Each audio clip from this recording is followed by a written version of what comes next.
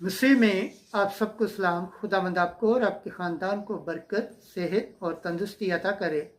मसीह यीशु नासरी के नाम से आमीन। हमारे लिए आज की अंजिल मुकद्दस यूहन्ना के मुताबिक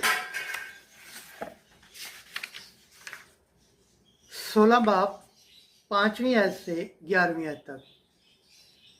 अगर मैं ना जाऊं तो वो वकील तुम्हारे पास नहीं आएगा। खुदा बाप, बेटे और रूह कुद्दस के नाम से आमीन।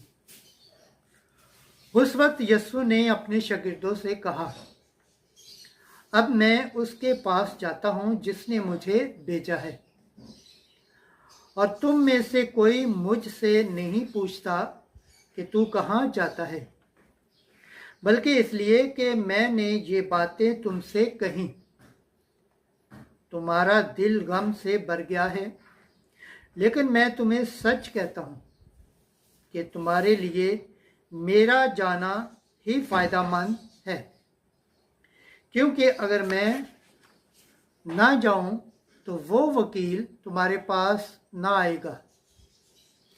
अगर मैं जाऊं तो मैं उसे तुम्हारे पास भेजूंगा, और जब वो आएगा तो दुनिया को गुनाह और सदाकत और अदालत के बारे में तखीरवार ठहराएगा। गुनाह के बारे में इसलिए कि वो मुझ पर ईमान नहीं लाते, सदाकत के बारे में इसलिए कि मैं बाप के पास जाता हूँ और तुम मुझे फिर ना देखोगे। अदालत के बारे में इसलिए कि इस दुनिया के सरदार पर फतवा लगाया गया है। अंजिल मुकद्दस की वसीला से हमारे गुनाह माफ़ किए जाएं। MC तेरी सताइश हो। खुदावंद के पाक कलाम पढ़े और सुन जाने पर खुदावंद की बरकत हो। खुदावंद का शुक्र हो। आमीन। खुदा बाप, बेटे और रूह कुद्दस के नाम से आमीन।